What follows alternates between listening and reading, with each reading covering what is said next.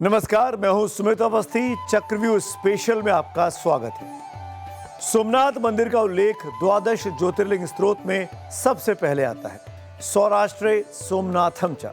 इसका अर्थ है कि सोमनाथ को प्रथम ज्योतिर्लिंग के रूप में सर्वोच्च स्थान दिया गया है। धार्मिक मान्यता है कि जो व्यक्ति सोमनाथ शिवलिंग के दर्शन करता है वो पापों से मुक्त होता है, मनोकामनाएं पूर्ण होती हैं और मृत्यु के बाद स्वर्ग की प्राप्ति होती है। लेकिन इससे आगे ये मंदिर भारत की राष्ट्रीय चेतना का भी प्रतीक है। आज ये सुर्खियों में इसलिए है कि इस मंदिर पर अफगानी लुटेरे महमूद गजनवी के हमले के 1000 साल पूरे हो गए हैं। इसीलिए हम कह रहे हैं कि ये 1000 साल का संघर्ष है। भगवान शिव के द्वादश ज्योतिर्लिंगों में प्रथम ज्योतिर्लिंग है सोमनाथ। इसमें इतिहास की पुरानी परंपरा है। इसमें आस्था का विशाल सागर लहराता है। इसमें भक्ति का भरोसा है। इसमें अदम्य शक्ति का निवास है। ये सोमनाथ है। सोमनाथ तो सदियों से सदा शिव की भूमि रही है और हमारे यहां शास्त्रों में कहा गया है, शम करोति सह शंकरः, अर्थात जो कल्याण को, जो सिद्धि को प्रदान करे वो शिव है। ये शिव ही है जो विनाश में भी विकास का बीज अंकुरित करते हैं। 1000 साल पहले एक बर्बर लुटेरे ने इस सोमनाथ मंदिर को लूटा था। उसने सोचा होगा कि वो यहाँ से अकूत दौलत लूट कर ले जा रहा है, भारतीय परंपरा को समाप्त कर रहा है, लेकिन ये परंपरा एक बार फिर से बुलंद हो गई है। जिस सोमनाथ मंदिर में महमूद गजनवी ने लूटपाट की थी, कत्लेआम किया था, उपद्रव मचाया था, वो मंदिर आज प्रथम ज्योतिर्लिंग के रूप में आज अपनी चमक बिखेर रहा है। इस विराट भव्य और आस्था की सुनहरी आभा में नहाए सोमनाथ मंदिर ने जमाने के हर दौर को देखा है। इसने वैभव के उस कालखंड को देखा है जिसमें सोने, चांदी, रत्न, आभूषणों से मंदिर के खंबे और दीवारें आबाद रहती थीं। तो इस मंदिर ने बार बार विदेशी आक्रांताओं के हमले भी झेले हैं। वो प्रहार सहे हैं जिसमें भारत की आत्मा में समाये इस मंदिर को ध्वस्त किया गया। लेकिन कल्पना लोक के फिनिक्स पक्षी की तरह ये मंदिर अपनी ही बर्बादियों की राख से बार बार उठ खड़ा हुआ। आस्था को आतंक से कुचला नहीं जा सकता।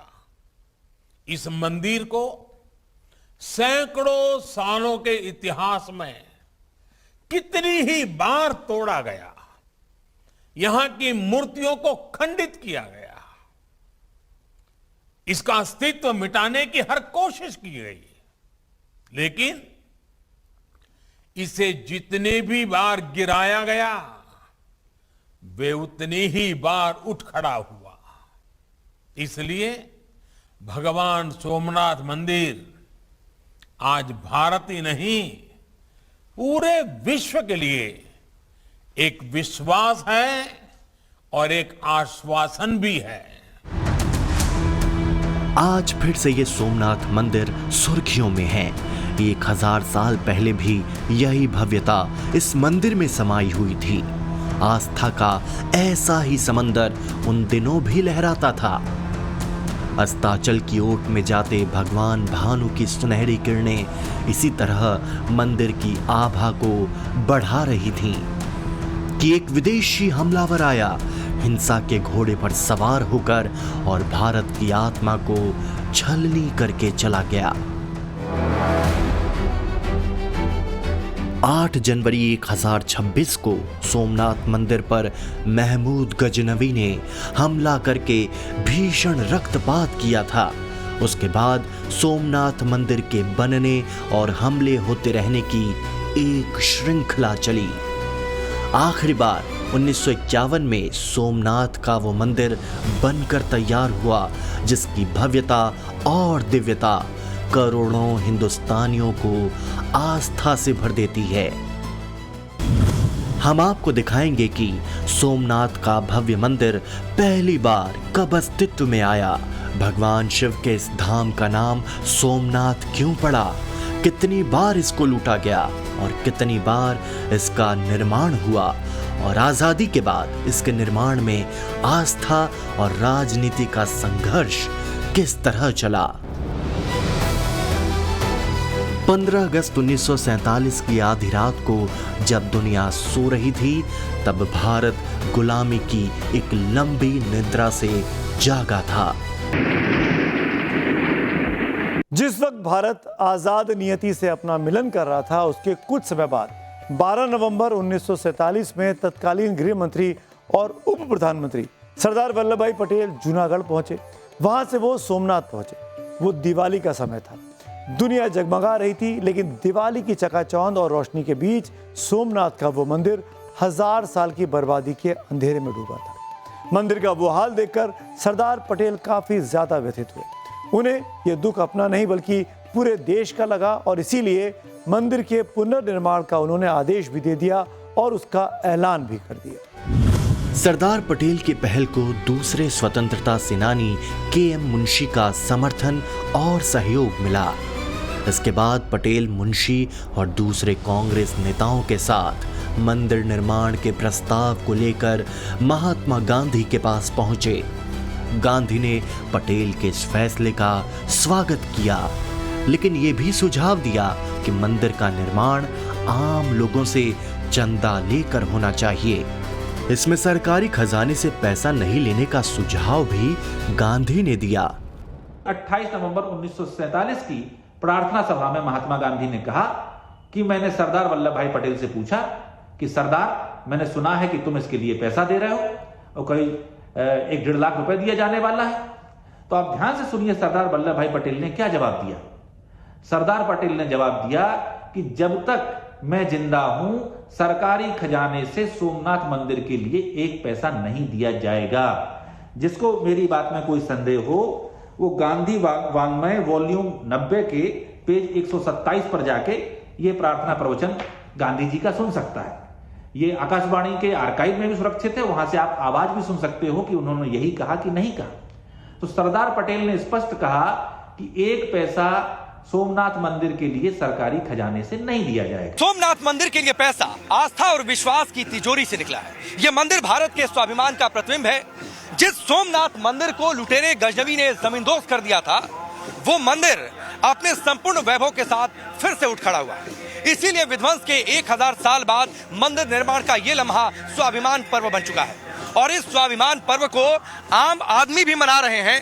जश्न में डूबे हैं, सांस्कृतिक कार्यक्रम हो रहे हैं, और इस स्वाभिमान पर्व को हिंदुस्तान के प्रधानमंत्री भी मना रहे हैं।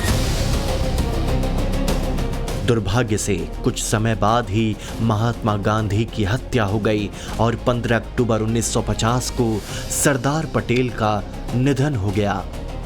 उसके बाद मंदिर को दुरुस्त करने की जिम्मेदारी के.एम. मुंशी पर आ गई, जो नेहरू सरकार में खाद्य एवं आपूर्ति मंत्री थे। हालांकि प्रधानमंत्री नेहरू के बारे में कहा जाता है कि वो नहीं चाहते थे कि धार्मिक मामलों में सरकार का दखल या दिलचस्पी हो। इतिहास में पढ़ाया जाता है कि साहब, जो कुछ मोहम्मद गजनी ने किया सोमनाथ पे, वो तो केवल पैसा लूटने के लिए किया था। उसका कोई धार्मिक भावना से लेना देना नहीं था। और इतना ही नहीं, और इसका स्रोत कहां से आता है? पंडित जवाहरलाल नेहरू की डिस्कवरी ऑफ इंडिया। जो मूल एडिशन 1948 में छपा है, उसमें 161 और बाद के एडिशन में 240 के आसपास आ जाता है। तो पेज नंबर वेरी कर सकता है, पर आप जाकर चेक कर सकते हैं। वो कहते हैं, Mahmud was far more a warrior than a man of faith. Like many other conquerors, he used to exploit the name of religion for its conquest. India was to him just a place from which he could earn the treasures and material. यानी वो कोई धार्मिक उन्मादी नहीं था, वो तो पैसा कमाने के लिए आया था, और उसके लिए भारत में आकर सिर्फ पैसा प्राप्त करना ही उसका उद्देश्य था। 1950 के अक्टूबर महीने में, यानी सरदार पटेल के जीवित रहते ही, सोमनाथ मंदिर के खस्ताहाल हिस्सों को गिराकर मंदिर का निर्माण शुरू किया गया। वो मंदिर 1951 की गर्मियों के आते आते तैयार हो गया। नेहरू सरकार में खाद्य और कृषि मंत्री रहे के.एम. मुंशी अपने धार्मिक रुझानों के लिए मशहूर थे। सोमनाथ मंदिर के पुनर्निर्माण को उन्होंने अपने जीवन का मकसद बनाया। उनके निमंत्रण पर ही मई 1951 में भारत के पहले राष्ट्रपति राजेंद्र प्रसाद सोमनाथ मंदिर पहुंचे थे। राजेंद्र बाबू का वहां जाना तब सुर्खियों में आ गया, क्योंकि प्रधानमंत्री नेहरू नहीं चाहते थे कि एक धर्मनिरपेक्ष देश का राष्ट्रपति किसी मंदिर के कार्यक्रम में जाए। नेहरू को लगता था कि इससे गलत संदेश जाएगा। फिर भी राजेंद्र बाबू गए और वहां उन्होंने कहा था कि सोमनाथ मंदिर इस बात का परिचायक है कि पुनर्निर्माण की ताकत हमेशा तबाही की ताकत से ज्यादा होती है। सोमनाथ मंदिर का निर्माण करोड़ों हिंदुस्तानियों की आस्था को नया सम्मान देना था, तो वहीं इस पर राजनीति के छींटे भी पड़ते रहे। तब के प्रधानमंत्री जवाहरलाल की सोच सरदार पटेल और राजेंद्र प्रसाद से अलग थी। नेहरू जी ने सोमनाथ मंदिर के पुनर्निर्माण का सवाल उठाया। नेहरू जी ने क्या कहा, जब पुनर्निर्माण का सवाल उठाया तो बड़े ही शांत भाव से सरदार ने शांत पर दृढ़ स्वर में इस बात को स्पष्ट किया कि सोमनाथ मंदिर का मामला अलग है। वहां 30 लाख रुपए जनता ने दान दिए हैं, एक ट्रस्ट बनाया गया है और इस काम में सरकार का एक कौड़ी भी पैसा खर्च नहीं हुआ है। यह सरदार वल्लभ भाई पटेल ने बनाया। नेहरू का मानना था कि भारत एक धर्मनिरपेक्ष देश है, इसलिए सरकार का किसी मंदिर मस्जिद से लेना देना नहीं होना चाहिए। इसीलिए नेहरू ने खुद को सोमनाथ मंदिर से दूर रखा। यहाँ तक कि सौराष्ट्र के मुख्यमंत्री को खत लिखा कि सोमनाथ मंदिर परियोजना के लिए सरकारी फंड का इस्तेमाल नहीं किया जाना चाहिए। सोमनाथ मंदिर के संदर्भ में नेहरू इसीलिए बीजेपी के निशाने पर रहते हैं। जिस समृद्धि से आकर्षित होकर यह क्रूर बर्बर आतंकी आक्रमण किया गया था, और आज 1000 वर्ष के बाद अगर हम देखें तो 1951 में सरदार पटेल के प्रयास से और जवाहरलाल नेहरू जी के पुरजोर विरोध के बावजूद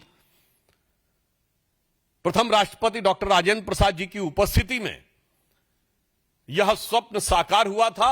और आज प्रधानमंत्री श्री नरेंद्र मोदी जी के नेतृत्व में जो बात डॉक्टर राजेंद्र प्रसाद जी ने कही थी कि समृद्धि की तरफ जब भारत बढ़ेगा तो यह पूर्ण होता हुआ दिखाई पड़ेगा, तो आज पूर्णता की तरफ बढ़ रहे हैं। जब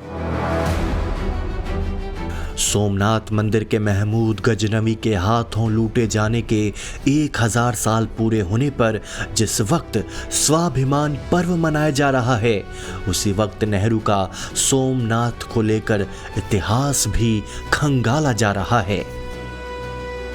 बीजेपी सांसद सुधांशु त्रिवेदी ने सोमनाथ मंदिर के संदर्भ में नेहरू के लिखे 17 पत्र सार्वजनिक किए। इन पत्रों में नेहरू ने सोमनाथ मंदिर के पुनर्निर्माण और उसके उद्घाटन को लेकर अपने ऐतराज दर्ज किए हैं। ये पत्र भारत के राष्ट्रपति से लेकर राज्यों के मुख्यमंत्रियों को लिखे गए थे। यहाँ तक कि नेहरू ने पाकिस्तान के तत्कालीन प्रधानमंत्री लियाकत अली खान को भी खत लिखा था। 21 अप्रैल 1951 को पाकिस्तान के प्रधानमंत्री लियाकत अली खान को लिखे पत्र में सोमनाथ मंदिर के द्वारों से जुड़ी कहानी को पूरी तरह झूठा बताया था। ये वो कहानी है जिसमें कहा जाता है कि महमूद गजनवी ने 1026 ईस्वी में सोमनाथ मंदिर से द्वार लूटा था और उसे गजनी ले गया था। इन चिट्ठियों के आधार पर बीजेपी के निशाने पर नेहरू हैं। यदि भारत का राइज हो रहा है तो इन मूल्यों को स्थापित करने के लिए हो रहा है, जो विध्वंस और हिंसा के खिलाफ होगा। India is all set to rise, not to dominate the world but to motivate the world. और उसका मूल आधार वह हिंदू संस्कृति, हिंदू सभ्यता है, जिसे कलंकित करने का प्रयास और उसके ऊपर हुए इतिहास के सबसे घनघोर नरसंहार, विल डुरांट ने जो कहा है, उसको छुपाने ही नहीं, नरसंहार करने वालों को महिमा मंडित करने के इस दुष्चक्र और षड्यंत्र को समझने की जरूरत है। नेहरू ने गुलामी के दिनों में जेल रहते हुए एक किताब लिखी थी, द डिस्कवरी ऑफ इंडिया, उसमें सोमनाथ मंदिर पर महमूद गजनवी के हमले का भी जिक्र है। द डिस्कवरी ऑफ इंडिया में महमूद गजनी द्वारा सोमनाथ पर किए गए आक्रमण का कारण एक विशाल खजाने की खोज बताया गया है। नेहरू ने गजनवी को एक धार्मिक कट्टरपंथी से ज्यादा एक योद्धा या लुटेरा के रूप में चिन्हित किया है, जिसने विजय के लिए धर्म का प्रयोग किया। इससे आप समझ सकते हैं कि आजादी के बाद सोमनाथ मंदिर को फिर से बनाने को लेकर नेहरू की उदासीनता क्यों झलकती थी। प्रधानमंत्री नरेंद्र मोदी ने अपने एक ब्लॉग में लिखा कि पंडित जवाहरलाल नेहरू चाहते थे कि सरकार आधिकारिक रूप से इस मंदिर के पुनर्निर्माण से न जुड़े। वे राष्ट्रपति और मंत्रियों की मौजूदगी के भी पक्ष में नहीं थे। नेहरू का मानना था कि इससे भारत की छवि पर गलत असर पड़ेगा। हालांकि राष्ट्रपति डॉक्टर राजेंद्र प्रसाद अपने फैसले पर अडिग रहे और समारोह में शामिल हुए। सरदार पटेल की पहल और स्वतंत्रता सेनानी के.एम. मुंशी की कोशिशों से सोमनाथ मंदिर का फिर से निर्माण शुरू हुआ। हालांकि सरदार पटेल की मृत्यु मंदिर के फिर से तैयार होने से पहले ही हो गई। प्रधानमंत्री नरेंद्र मोदी ने अपने ब्लॉग में लिखा कि 11 मई 1951 को भारत के पहले राष्ट्रपति डॉक्टर राजेंद्र प्रसाद की उपस्थिति में पुनर्निर्मित सोमनाथ मंदिर भक्तों के लिए खोला गया। दुर्भाग्य से सरदार पटेल इस दिन जीवित नहीं थे, लेकिन उनका सपना साकार हो चुका था। उस समय के प्रधानमंत्री पंडित जवाहरलाल नेहरू इस कार्यक्रम को लेकर सहज नहीं थे। वे नहीं चाहते थे कि राष्ट्रपति या मंत्री इस समारोह से जुड़ें। बावजूद इसके डॉक्टर राजेंद्र प्रसाद अपने निर्णय पर अडिग रहे। आज जब प्रधानमंत्री नरेंद्र मोदी के नेतृत्व में देश स्वाभिमान पर्व मना रहा है, तो हम आपको उस इतिहास और परंपरा की तरफ ले चलते हैं जहां से सोमनाथ मंदिर के अस्तित्व का प्रारंभ होता है।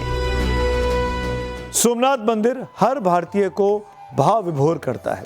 सन्यासी रूप धारण करने के बाद 1890 के दशक में स्वामी विवेकानंद भी सोमनाथ गए थे। सोमनाथ मंदिर ने उन्हें काफी ज्यादा प्रभावित किया। स्वामी विवेकानंद ने महसूस किया कि उस मंदिर के पत्थर जरूर टूटे थे, लेकिन अध्यात्म की बुनियाद काफी मजबूत थी। उसके बाद वो हिंदुस्तानियों को सोमनाथ मंदिर का हवाला देकर सिखाते रहे कि विनाश की नींव पर निर्माण कैसे किया जाता है। संयोग देखिए कि स्वामी विवेकानंद के समाधि लेने के 50 साल के अंदर ही सोमनाथ का भव्य मंदिर बन गया। सोमनाथ मंदिर की चर्चा ऋग्वेद में होती है। माना जाता है कि इस पहले ज्योतिर्लिंग की स्थापना चंद्रमा ने सतयुग में की थी। सतयुग में दक्ष प्रजापति की 7 कन्याओं का विवाह चंद्रदेव से हुआ था, लेकिन चंद्रदेव सबसे ज्यादा प्यार रोहिणी को करते थे। इससे दुखी होकर बाकी 6 कन्याओं ने दक्ष से इसकी शिकायत की। इससे दक्ष इतने कुपित हुए कि उन्होंने चंद्रदेव को क्षय रोग से ग्रस्त होने का शाप दे दिया। इससे चंद्रमा की सारी चमक धूमिल पड़ गई। तब ब्रह्मा के कहने पर चंद्र ने धरती पर आकर शिव जी की पूजा की। शिव जी ने प्रसन्न होकर चंद्रदेव को क्षय रोग से मुक्त किया। जिस जगह पर चंद्रमा ने भगवान शिव की आराधना की थी, उसी जगह पर उन्होंने भव्य मंदिर बनाया, जो कि चंद्रदेव का एक नाम सोम भी है। इसीलिए उस ज्योतिर्लिंग का नाम सोमनाथ पड़ा। शंकर को भूत भावन अनंतानंत ब्रह्मांड मायांड जीवांड शाक्तांड और प्रकृतांड के नायक हैं। और सोमनाथ इसलिए कहा जाता है कि भगवान के माथे पर चंद्रमा सुशोभित है, माथे पर गंगा सुशोभित हैं। चंद्रमा से अतिशय प्रियता के कारण, प्रेम की जब अतिशयता होती है तब किसी को अपने सर पे चढ़ाता है कोई, तो बाबा भोलेनाथ ने चंद्रमा को अपने मस्तक पर विराजमान किया है। और शशिधरम इसीलिए कहा जाता है, शशिधर उनको। तो चंद्रमा की शोभा से शोभायमान भूत भावन भगवान अनंत कोटि ब्रह्मांड नायक भगवान श्री सोमनाथ, जो यहाँ प्रथम ज्योतिर्लिंग के रूप में विराजते हैं, और इनकी महिमा, इनकी गरिमा को निहारने के लिए अपने जन्म जन्मांतर, कल्प कल्पांतर, युग युगांतर के पाप ताप को सद्यः विनष्ट करने के लिए हम सभी धर्मानुरागी धर्म प्राण जनमानस उनके चरणारविंद में आकर के लोटपोट करते हैं और उनका अनुग्रह प्राप्त करके हम अपने जीवन के यात्रा को सफल बनाते हैं। अरब सागर के तट पर स्थित इस मंदिर के निर्माण की कहानी कई चरणों से गुजरती गई। कहा जाता है कि सतयुग में जब चंद्रदेव ने इस मंदिर को पूरी तरह सोने से बनाया था, यहाँ तक कि मंदिर का गर्भगृह भी सोने का था। फिर त्रेता युग में जब रावण ने इस मंदिर को बनवाया था तो इसे पूरी तरह चांदी का बनाया। वहीं द्वापर युग में भगवान कृष्ण ने चंदन से इस मंदिर का निर्माण कराया था। बाद में ऐतिहासिक दृष्टि से जब एएसआई ने मंदिर में खुदाई शुरू की तो सदियों पुराने कई रहस्योद्घाटन होते चले गए।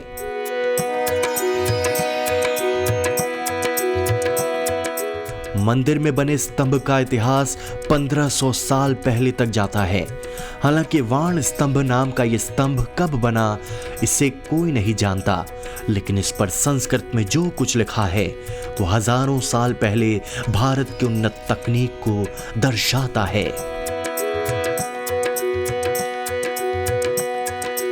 इस खंबे पर लिखा है कि आ समुद्रांत दक्षिण ध्रुव पर्यंत अबाधित ज्योति मार्ग। इसका मतलब हुआ कि सोमनाथ से दक्षिणी ध्रुव तक एक रेखा खींची जाए तो बीच में एक भी पहाड़ नहीं आता है। यानी उन दिनों भी भारत के लोगों को समुद्री मार्ग और पृथ्वी की भरपूर जानकारी थी।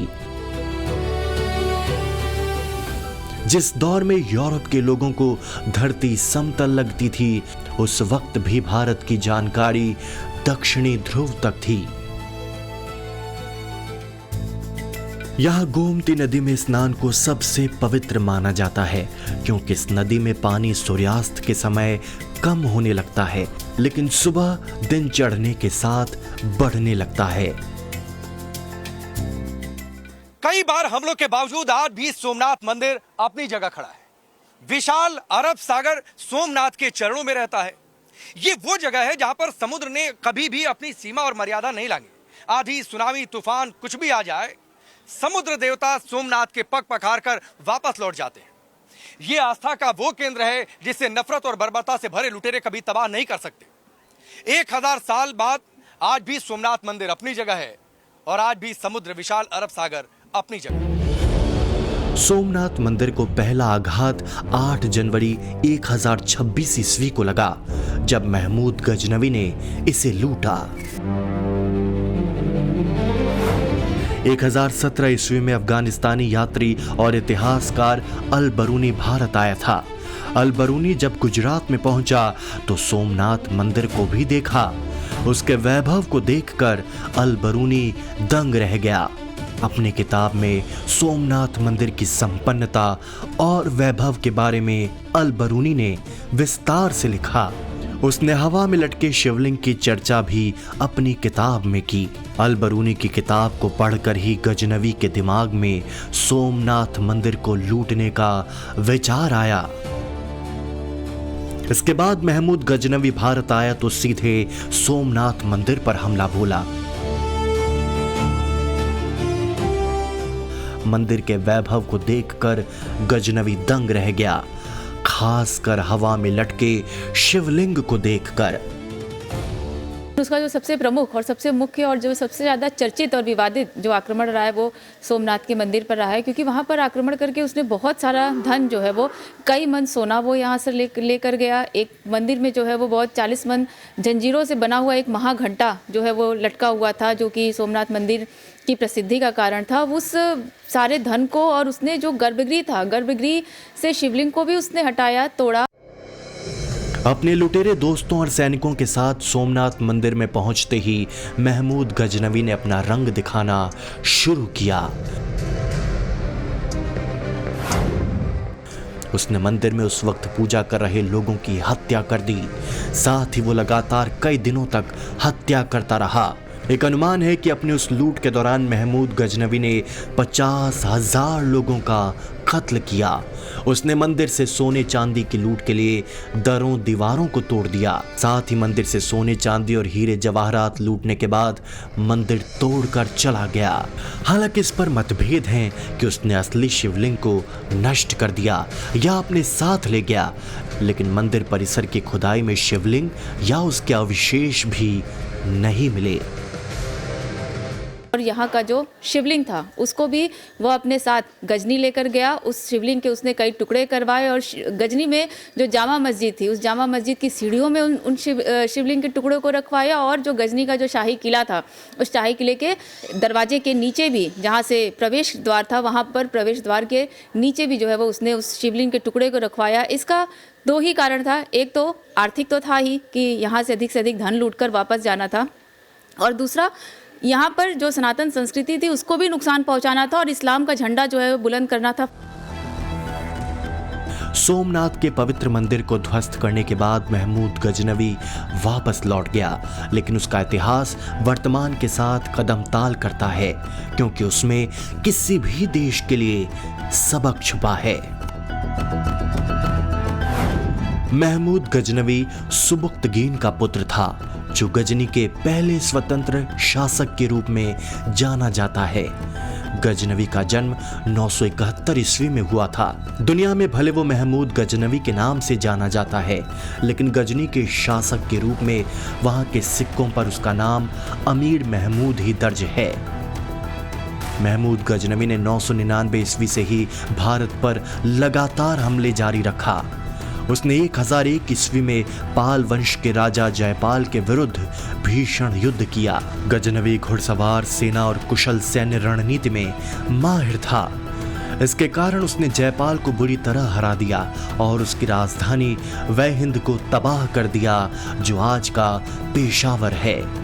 हालांकि जयपाल के बेटे अनंतपाल ने अपने जीते जीत तुर्कों को लगातार चुनौती दी, लेकिन 1006 में गजनवी ने अनंतपाल को भी पराजित कर दिया। 1015 में महमूद गजनवी ने लाहौर पर कब्जा करते हुए झेलम नदी तक अपना साम्राज्य विस्तार कर लिया था।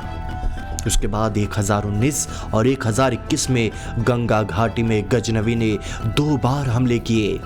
1015 के आखिर में हिमालय के तलहटी से होते हुए आगे बढ़ा और कुछ सामंती शासकों की मदद से बरन यानी बुलंदशहर के स्थानीय राजपूत शासक को हरा दिया। महमूद ने शाही और चंदेल शासकों को हराया। ग्वालियर के राजपूत राजा ने महमूद के विरुद्ध हिंदू शाही सम्राट की सहायता की थी। इसके बाद 1025 में महमूद गजनवी ने सौराष्ट्र के सोमनाथ मंदिर पर सबसे बड़ा और अंतिम आक्रमण किया। उसके बाद गजनवी अपने देश लौट गया, जहां 1030 में उसकी मृत्यु हो गई। आज महमूद गजनवी एक ऐसा नाम बन चुका है जिससे इतिहास का एक लंबा कालखंड मुंह फेर कर निकल जाता है। जिस अफगानिस्तान से वो भारत में लुटेरा बनकर आया था, उस अफगानिस्तान में ही उसकी कोई याद नहीं है। विदेश मंत्री के नाते मैं अफगानिस्तान गया था। आपको सुनकर ताज्जुब होगा, अफगानिस्तान के अपने मेजबानों से मैंने कहा मैं गजनी जाना चाहता हूं, गजनी। पहले वो मेरी बात उनकी समझ में नहीं आई। कहने लगे गजनी तो कोई टूरिस्ट स्पॉट नहीं है। मेरे हृदय में कहीं गजनी कांटे की तरह से चुभ रहा है। जब से मैंने गजनी से आए एक लुटेरे की कथा पढ़ी है और किशोरावस्था में पढ़ी है, मैं देखना चाहता था वो गजनी कैसा है। आपको सुनकर ताज्जुब होगा, महमूद गजनी का अफगानिस्तान के इतिहास में कोई स्थान नहीं है। इस मंदिर को भारत की सोने की चिड़िया क्यों कहा जाता था, इसे आप सोमनाथ मंदिर के इतिहास को पढ़कर समझ सकते हैं। इस मंदिर में इतने हीरे रत्न, सोने चांदी, हीरे जवाहरात थे कि विदेशी आक्रमणकारियों की नजरें इस मंदिर पर गड़ी रहती थी। यह मंदिर भारत के आध्यात्मिक स्वाभिमान का तो प्रतीक है ही, संपन्नता की भी निशानी है, जो पहली बार 1000 साल पहले किसी विदेशी आक्रमणकारी महमूद गजनवी के द्वारा बड़े पैमाने पर लूटा गया था। सोमनाथ मंदिर में लूटपाट और रक्तपात करने के बाद महमूद गजनवी तो लौट गया, लेकिन मंदिर निर्माण की ज्वाला भारत के लोगों के दिल में धधकती रही। बाद में मंदिर का निर्माण गुजरात के राजा भीम और मालवा के राजा भोज ने कराया। इन राजाओं ने फिर से सोमनाथ मंदिर को भव्यता देने का शानदार प्रयास किया। सोमनाथ मंदिर की भव्यता और उसके प्रति हिंदुस्तानियों की आस्था को पहले अफगानिस्तान से आए अल-बरूनी ने वर्णित किया, फिर इटली से आए मार्को पोलो ने। अल-बरूनी और मार्को पोलो के वर्णन के मुताबिक सोमनाथ मंदिर अत्यंत समृद्ध था। मंदिर के खर्चे के लिए 10,000 गांव शामिल थे। मंदिर में भगवान शिव का अभिषेक गंगा जल से होता था। पूजा के लिए कमल का फूल कश्मीर से आता था। गर्भगृह में हीरे जवाहरात जड़ित मूर्तियां थीं और मंदिर में भगवान की पूजा के लिए 1000 पुजारी हमेशा तल्लीन रहते थे। उस भव्यता और वैभव ने विदेशी हमलावरों के लालच को बढ़ा दिया। दुर्भाग्य का पीछा सिर्फ महमूद गजनवी के हमले तक सीमित नहीं था, बल्कि बाद में भी मंदिर पर हमले हुए। 1299 में अलाउद्दीन खिलजी ने अपने भरोसेमंद उलूग खान को हमले के लिए भेजा। तब वाघेला राजा कर्ण ने मुकाबला किया, लेकिन खिलजी और उसकी लुटेरी फौज भारी पड़ गई। तब खिलजी के लोग घोड़े पर सामान लूटकर जा रहे थे तो रास्ते में जालौन के राजा बिरमदेव ने युद्ध किया, जिसमें उन्हें वीर गति मिली। तीसरी बार सोमनाथ मंदिर पर हमला मुगल शासक औरंगजेब ने किया। औरंगजेब ने भी सोमनाथ के मंदिर को लूटा और वहां से बहुत सारे आभूषण लूट कर ले गया। औरंगजेब मुगलों में से एक सबसे क्रूर शासक था और उसने 1665 में 1665 में सोमनाथ मंदिर को नष्ट करने का आदेश दिया। उसके बाद बहुत सारे प्रयास किए गए, लेकिन तभी वो हो नहीं पाया ज़्यादा डैमेज। इसके लिए उन्होंने फिर 1706 में उसे डिमोलिश करने का आदेश दिया। डिमोलिश माने उसको पूरा ध्वस्त करने का, और वो ध्वस्त करके उधर एक मस्जिद का पुनर्निर्माण करने का एक प्रयास भी किया। लेकिन हर बार आक्रमण से हुए विध्वंस के बाद निर्माण ज्यादा उत्साह के साथ किया गया। औरंगजेब वाले हमले के बाद 18वीं सदी में इंदौर की महारानी अहिल्याबाई होलकर ने सोमनाथ के पुनर्निर्माण में महत्वपूर्ण भूमिका निभाई थी। 1951 में 7वीं बार मंदिर का भव्य निर्माण हुआ। नए मंदिर का निर्माण प्राचीन मंदिर कला विशेषज्ञ प्रभाशंकर सोमपुरा की देखरेख में किया गया। इस मंदिर का निर्माण प्राचीन नागर शैली में हुआ है। मंदिर की ऊंचाई फर्श से लेकर छत तक 155 फीट है। गर्भगृह में 1 मंजिल और शिखर तक 7 मंजिलें हैं। मंदिर का सभागृह और नृत्य मंडप 3-3 मंजिल के हैं। इसकी तीसरी मंजिल पर 1000 छोटी छोटी कलश आकृतियां बनाई गई हैं। गर्भगृह के कलश का वजन 10 टन है, जबकि 72 स्तंभ वाला ये मंदिर 800 साल बाद नागर शैली से निर्मित पहला मंदिर है। भगवान शंकर जो हैं वो सम माने कल्याण, वो कल्याण करने के, शिव माने कल्याण, वो सर्वत्र सबका अनुग्रह और कल्याण करने वाले देवता हैं। और यहाँ जो सोमनाथ का मंदिर जो इतिहास इसका रहा है, तो ऐतिहासिक तथ्य तो है ही है, साथ साथ में जो इनका आध्यात्मिक और पौराणिक तत्व है वो यही है कि आप ये मंदिर जो प्राचीन देख रहे हैं, वो सामने का मंदिर जो देख रहे हैं, अहिल्याबाई होलकर ने इसका पुनरुद्धार किया। बाद में आज के समय में वर्तमान परिदृश्य में देखें तो अहिल्याबाई होलकर के बाद कोई पुनरुद्धारक, कोई उन्नायक, कोई भारत का नायक हमारे नरेंद्र मोदी आदरणीय प्रधानमंत्री के रूप में हमको प्राप्त हुआ है, जिन्होंने कहा था कि भारत की पुरातनता को नष्ट किए बिना नए कलेवर में सजाकर, संवारकर, निखारकर कैसे अपने तीर्थ स्थलों का विकास करना है, उसका देदीप्यमान उदाहरण आज हम सबके सामने ये मंदिर है। उस निर्माण के 75 साल पूरे हो चुके हैं। आज़ादी के बाद हिंदुस्तान के नवनिर्माण के समांतर सोमनाथ में भगवान शिव के भव्य मंदिर का निर्माण आज राजनीति की कसौटी पर भी कसा जाता है। राजनीति के चश्मे से देखने वाले इसमें वोट गणित ढूंढते हैं और विश्वास के चश्मे से देखने वाले आस्था। 2001 में जब सोमनाथ मंदिर के पुनर्निर्माण के 50 साल पूरे हुए तो नरेंद्र मोदी गुजरात के मुख्यमंत्री थे और अटल बिहारी वाजपेयी देश के प्रधानमंत्री। तब सोमनाथ में एक भव्य कार्यक्रम हुआ और वहां मोदी ने जो कुछ कहा उसमें सोमनाथ के लिए आस्था और तड़प झलकती है।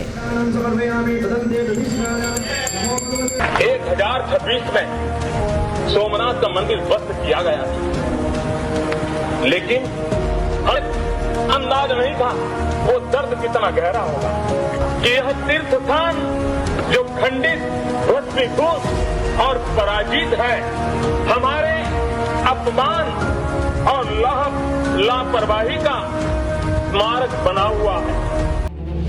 2014 में प्रधानमंत्री के रूप में नरेंद्र मोदी के दिल्ली आगमन के साथ कांग्रेस को यह समझ में आने लगा कि हिंदुओं का विरोध वोट के लिहाज से महंगा पड़ रहा है। इसी कड़ी में 2017 के नवंबर महीने में जब गुजरात में विधानसभा के चुनाव हो रहे थे तो राहुल गांधी भी सोमनाथ मंदिर पहुंचे थे। हालांकि विवाद तब हो गया था जब गैर हिंदुओं के लिए रखे रजिस्टर में राहुल गांधी ने दस्तखत कर दिए। इस पर बीजेपी ने कांग्रेस और नेहरू गांधी परिवार को कटघरे में खड़ा कर दिया। खुद प्रधानमंत्री नरेंद्र मोदी ने राहुल गांधी को जवाहरलाल नेहरू की भूमिका याद दिलाई थी। राजनीति के खेल से बाहर सोमनाथ मंदिर धर्म, अध्यात्म और आस्था का पवित्र संगम है। ये भारत की सनातन परंपरा का प्रतीक है और पूरे देश को एक सूत्र में बांधने वाले ज्योतिर्लिंगों की पहली कड़ी है। वो आत्मा की तरह है, जैसे आत्मा का ना जन्म होता है ना मृत्यु होती है, वैसे ही सोमनाथ के दरबार में हर विध्वंस की अंधेरी रात के बाद सृजन का उजाला जन्म लेता है।